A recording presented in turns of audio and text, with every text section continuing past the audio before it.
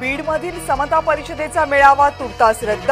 रविवारचा मेळावा पुढे ढकलण्याची भुजबळांची सूचना।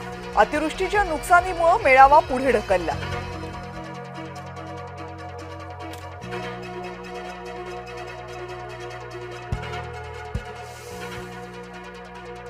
मनोज जरांगे बीडमधील ओबीसी मेळाव्याच्या विरोधात।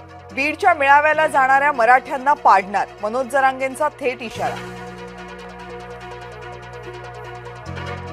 ओबीसी मेळाव्याला विरोध नाही, छगन भुजबळ यांना विरोध। मराठा समन्वयकांची भूमिका, भुजबळांना बीडमध्ये पाय ठेवू देणार नाही, मराठा समन्वयकांचा इशारा।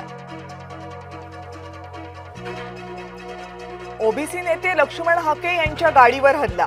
हाके दौंड नगर महामार्गावर थांबल्याचं पाहून हल्लेखोरांनी गाडीच्या काचा फोडल्या। हल्ल्याप्रकरणी 3 जण ताब्यात। दिवाळी अगोदर संत्रा मोसंबी उत्पादकांना मदत करा, भाजपा आमदाराची राज्य सरकारकडे मागणी।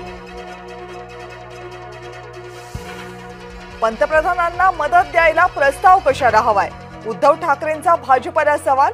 महायुतीचं सरकार मदत देण्यात कुचकामी, पत्रकार परिषदेत उद्धव ठाकरेंचं वक्तव्य।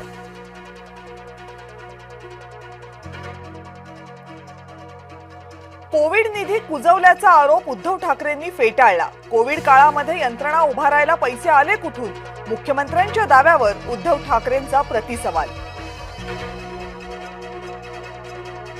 दिवाळी अगोदर शेतकऱ्यांना मदत देण्याचा सरकारचा प्रयत्न, केंद्र सरकार सुद्धा शेतकऱ्यांच्या पाठीशी। केंद्र सरकारच्या मदतीबाबत उपमुख्यमंत्री एकनाथ शिंदेंची प्रतिक्रिया। धाराशिवमधलं पुराचं संकट आणखी गहिरं, नद्यांनी धोक्याची पातळी ओलांडली। अनेक ठिकाणी स्थानिक चिंतेत। काँग्रेस नेत्यांनी संघ शताब्दी महोत्सवाचं आमंत्रण नाकारलं।